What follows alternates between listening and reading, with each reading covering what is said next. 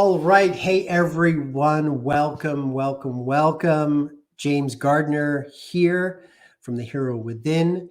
And this is another Heroes on Vitality, an ongoing series here where I sit down with some amazing people, some inspirational peeps that are doing their part in this world, that have championed their own journey to then be of service to others. And my guest today is going to share with me her journey, her individualized and personal journey to understanding and living with MS, with living with multiple sclerosis. And as we see, as we will see, one key to her journey was understanding that MS is also about mindset and how mindset can enhance one's life with multiple sclerosis. All right, it is an honor to share some conversation today with my guest. Please welcome Patti Bevilacqua. Hello. Hey, everybody. How are you? Good. How are you today? I am very well, thank you. Yeah, it's a chilly day in Brantford, but the leaves and the colors of the leaves warm my heart. So I'm really happy. I love this time of year. It's beautiful. My Patti, favorite. you are true champion of MS, and we're going to talk about your journey in a moment. And you do a lot of work now in terms of support and guidance for other women that are dealing with this condition, and creating awareness all throughout Canada in terms of MS and what it is, how we live with it, how it doesn't define us. So, Patti, let's start. What is MS, multiple sclerosis? What exactly is that condition? That's a great question. And when I want to share something with someone who is not familiar with it, I will explain that the brain has, or for example, I want my arm to move. And so that starts in my brain and it travels down a nerve, but there's plaque buildup on the nerve. And so the impulse either is very delayed or never does get there. So I may say, for example, take a step with every intention to take a step. And as it travels, the nerve impulse travels until it gets to a spot where there's an obstacle. And so what MS is, multiple sclerosis, is multiple scarring. And it can be in your brain or your spinal cord. And all our nerves are integrated. And so it's just the impulse doesn't get through. Mm. Mm. And the condition, we'll talk about the different types, because there are a few types of this. Does it get progressively worse? In your case, has that signal transference, for example, become harder to regulate for yourself? Right. So I was diagnosed in 1990, and it is now 2021. I can still do everything I did except ride a two-wheel bike. So I have secondary progressive, which means things will get worse and are getting worse, but it's over a long, long period of time. So people in my life who see it most is my family, because they only see me once or twice a year. Mm-hmm. But Paul, he doesn't really think, and I don't think things have changed a lot. But right. People who don't see me, they do. So since you just mentioned your condition, your type, why don't you briefly share with us the other? I think there's 3 to get all together. Is that correct? Mm-hmm. Yeah. Why don't you share with us the other 2? Sure. So majority of people, and I will just say that in Canada, for every 4 people who are diagnosed with MS, 3 are women. And majority of people diagnosed with MS will start with relapsing remitting. And so you will go through life, your days, and then something will happen. And when you recover, you go back into remission and you go back to where you initially started. The sad thing about relapsing remitting is it doesn't stay that way for your entire time with MS. And if it does, you know, you are one of the very, very lucky ones.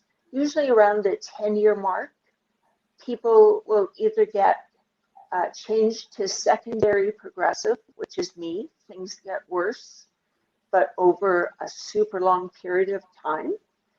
And then the third one is primary progressive, and they miss the relapsing remitting altogether. They will go, they will face disability very quickly. I know a lady here in Grand Forks, within 5 months of her diagnosis, she was in a wheelchair. So primary progressive is the worst case scenario. And interesting that it's 3 out of 4 are women. So is there any rhyme or reason to this that we know of? No, and that's the question, right? So much research is going on in MS, and they're no closer to finding out the cause, and they are no closer to finding a cure. They are making great gains in prescription drugs that help various symptoms, but with respect to what causes it and will I ever be cured of this in my lifetime, I'm pretty hesitant. Well, I mean, you know, as we're going to see, what you've just shared too, that you were diagnosed in 1990. That's if I can do the math, 31 years ago, and the only thing that's really changed is you cannot ride a 2-wheel bike. So, in the grand scheme of things, your type, if you will, your condition hasn't really, impacted your quality of life. Right. So, I was diagnosed when I was 23, so I have lived longer with MS than I have without yeah, MS. wow, Yeah. yeah. So let's go back. Let's go back to that. I know things happen. We get signs. We have something usually is a precursor to a condition like this. How did it play out for you in your life back then, in your late teens, early 20s? What were you doing and so forth? Right. So from 84 to 89, I was at UBC, never experienced anything that was even close to a red flag. And then I got a job right away in September, and that was September 89, and I was a physical education teacher. And one day in February, I woke up and I saw 2 of everything. And I had no idea what it was, and MS meant nothing to me. I was lucky to get in to see my doctor. The best thing she said is, I don't really know what this is. Your optic nerve is inflamed, but I'm going to send you to somebody who can. And then it just went from ophthalmologist to an MRI to a diagnosis to the UBC MS clinic. And the double vision has never, it's still with me. So I have a prism in my lens that enables me to see properly. For the first 5 years of teaching PE, there wasn't really really a lot, right? I wasn't really bothered. It was the 6th year that things started going sideways for me, and I took a leave of absence from teaching and never to return to teaching PE again. And I was broken because that's the only job. That was your dream job too, right? It was. Yeah. It was. Yeah, it really was. And, you know, looking up there at whoever's up there, like, give me something else. Give me diabetes. Cut off my arm. You know, but MS, really? You know? And took a long time to get where I am today, and realize that, you know, my mindset is what enables me to live a good life today. Yeah, you use the term broken. So, you know, we know part of the work that I do in the world with coaching and personal growth development is we all have these series of broken moments that lead us to the next you know, blooming of who we are, if you will. And you, while you were broken at your dream job, which I want to share with everyone because you told me this, and I just love this story. It was inspired from a teacher that you had when you were very young, right? Yeah, I love that. You know, I love when teachers have that profound impact on us at a young age, and we never forget them. You know. Absolutely, I wanted to be just like Carol. She did her master's in Oregon. I did my master's in Oregon. She did a PhD in Edmonton. I went to Toronto, but I still have it. So there you go. We're 2 peas in a pod. 2 peas in a pod. And so after the dream job somewhat ended and your world caved in a little bit, you did find some reprieve. You also went on to then teach for a while. Like you weren't just throwing in the white towel and sitting on the couch, right? So what was the next phase for you on that journey? I was at my parents' and I got a call from a principal of another school asking if I'd be interested in teaching social studies at his school. And that was my minor. I was very comfortable in it, and it was absolutely, well, when can you get here? I'll see you in a month, right? I was just excited to get back into a classroom. And I taught in a portable, and it had a huge window, and I kept looking out at the field and seeing these kids and these teachers, and here I am in a dress and they're wearing shorts and knee-high white socks, and it hurt. It really, really hurt. So in 2000, I took a leave of absence to go back to the University of Toronto and pursue a PhD. Took a second leave of absence to write my thesis, and I defended it in 2005 and went on long-term disability in 2007. So that must have been a very challenging and defining moment for you in that time period where, you know, you did, for all intents and purposes, raise the white flag, and you surrendered and you went on disability. So we know in our brief intro, I mean, here you are now, an ambassador and a support network for women all over Canada, and doing this. That's a far cry from where you were at 2007-ish. What was going on for you internally? I can only imagine there was also, sense of self-worth, failure. Your units of happiness were shot. the inspiration to dream, like we all have the ability as a child to dream, was somewhat taken away from you. What was going on for you back then? Sure. So my husband was a PE teacher at the high school as well. And so, you know, he'd get ready and go to work. And I would get ready and go to work. And my identity was not just a teacher.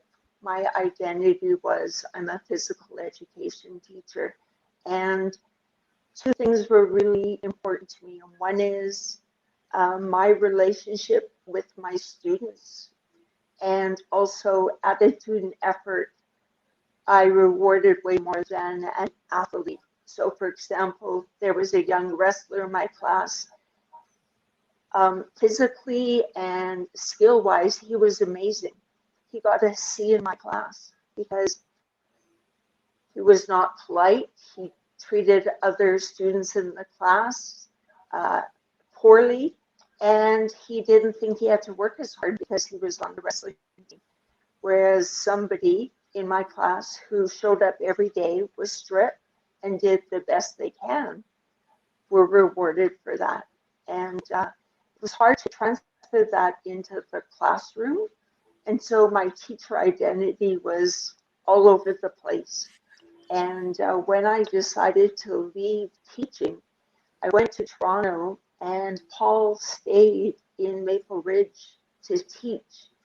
And I really needed to do that. I needed to find who I was, and I needed to rely on my skills. I had to learn a new city. I had to learn how to drive on the 401. And, it eventually started coming together. In 2003, a job was posted for Ithaca College in Upper New York State, and I applied for it. And I was interviewed, and then I got a message saying, we hired this guy from Oregon, we'll keep you on file, thank you, blah, blah, blah. And then 7 months later, the same job was posted, and I applied for it, and I got a call from the chair of the department inviting me down. And I got down there and I said, what happened? Well, this family that moved to New York lost a newborn, and they went back to Oregon to be with their family. And when I applied the second time, Mary recognized my name, Bevilacqua, and I was the only one who was brought down. And they offered me the job right after the college campus tour, and I took it. And I would do that job for free for the rest of my life. It was so awesome. And when I reapplied for it, they needed someone to teach statistics. And I'm a great teacher, James, but I still count on my fingers. So that wasn't going to work so well. So I decided, you know what, I'm just going to apply for a bunch of jobs and fly all over Canada, the United States, and have fun. And I started to do that. But at the second, sorry, you didn't get the job, the value of who I felt I was waning because I wasn't able to get a job. So that's why I went on long-term disability in 2007, because I wasn't able to get the job. Yeah. And then I assume there was a lot of internal chaos happening in terms of you, what was going on in your life. Perhaps maybe the woe's me card, because I know I've played that, my self-pity card for sure in my jungle event, as I call my dark night of the soul. For you, what was that? I mean, personal growth, we talk dark night of the soul. We have these defining moments. Was that part of it? The full-time disability then led into your jungle event of kind of figuring out and trying to come out of that somehow? Absolutely. I served no purpose anymore. I had no purpose in life Mm, anymore. And I was not happy about being on long-term disability. And I couldn't go out during the day grocery shopping because I'd run into parents and they'd say, "Oh, shouldn't you be teaching today?" I mean, I didn't want to go into, "Oh, I have MS," because I would get something like, "Oh, really? But you look so good." Really? mm, You know? Because when you look at me, do I look like I have MS? No, mm, but if you saw me walk, you'd know something was going on. So I just had no place. And I have a friend who she's on my shoulder every single day, and her beliefs and setting intentions and practicing yoga and meditating. So I decided, maybe this will help me feel better about who I need to become. And nothing worked. And I was devastated. I really was. And after Paul retired, I told him I no longer wanted to live in this community. So we totally moved to 6 hours away and to start again. And that was important because nobody here knew me before, right? They mm. only knew me now. So here comes that chatty Patty the nut, right? Because I'm out there, right? I'm crazy and people, what they see is what they get, right? And I talk to everybody. And so I just started thinking about why, when I'm out there with others, do I feel so good? But when I come home, I have nothing to do. Mm. And I started to take a look at that. So, what was happening with me when I was in the real world? Well, I felt good about who I was. I liked talking to people. People would say, "My, you are so optimistic. You see the good in everything." And that tape recorder in my mind started to replay that over and over and over again. And that led me to where I am today, to be an ambassador for MS, to be an MS influencer. Mhm. And I am happy. It shows. I mean, energetically, yeah, you're beaming through the screen. It's beautiful. So, Patti, getting up to today, the work that you're doing, I do want to just check in with one thing from that jungle event that you were going through, because when we talked earlier, when I met you, you really honed in on the word acceptance, and we know, you and I, on our own journeys, that acceptance is a very powerful thing. It gives peace. It also gives us a permission slip with which we can move forward in life. And so, how did that acceptance land for you? I did not throw my hands up and say, "This is my life now, and I just need to cope and get through every day."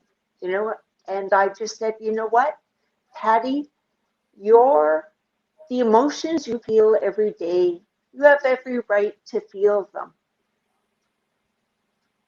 But does it need to consume you?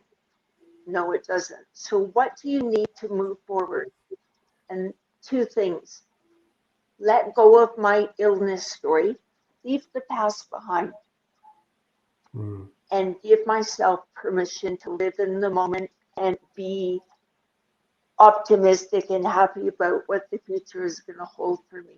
So you're right, that word acceptance and permission is profound. It's critical because it's not just a sense it's a mindset. And people could tell you, you know, whatever they want, hoping they're going to make you feel better. But James, when you're in that pit and you're trying to get out and there is no ledge to put your fingers on to haul you out yourself out of the hole, you then need to develop, we need to develop ways to just leap out of that hole and move forward. And so that was the only option I saw, is how can I, like who I am, I'm 55 years old and I had nothing to do and nothing to look forward to. Really? Really, Patti? Right? Beautiful. So And Patti, you know, it's a beautiful reminder, because that mindset is applicable to everyone. MS, no MS, condition, no condition. right. So So two things. One is, I say all the time, before MS, I was a good person and I liked who I am. Today, I am a great person and I love who I am because I live with MS. And so MS doesn't just stand for multiple sclerosis, it stands for mindset shift. And every single person with any sense of a challenge, an obstacle, you can do it. You can do it. You know? I love that. Find out what's important to you. That's right. Find out what's important. And you know, there is no limitations to what we can do, and we control our own happiness. And I think you've shared with us today that it is a mindset shift. It truly is. You know, happiness is there, and it's a state, and you can walk over to the light switch and you can turn it on, you can turn it off. Power is within you, right? So absolutely. And you know, is my life, what do they say, is your life awesome or whatever? You know, no, not every single day and not every moment of every day. Right? So yesterday I took the dogs down to the river to go swimming, and it's sandy and I have foot drop and I fell 3 times, you know? Then I wake up this morning and I'm kind of sore. You know? But does that mean today is going to be a bad day, or do I have to dwell on that? Absolutely not. Absolutely. Beautiful. So Patti, in the few minutes that we have left, could you also just share with us the work that you're doing with your, you know, your support group that you're involved with, and some of the women that you champion here in Canada? Can you just share with us something about that? Yes. So I took a 14-day free challenge about creating a community and making a difference. And so I took this 14-day challenge and it wiped me out. But I learned so much, and I created a Facebook group for women with MS and women who support someone with MS. And it's called MS Stands for Mindset Shift.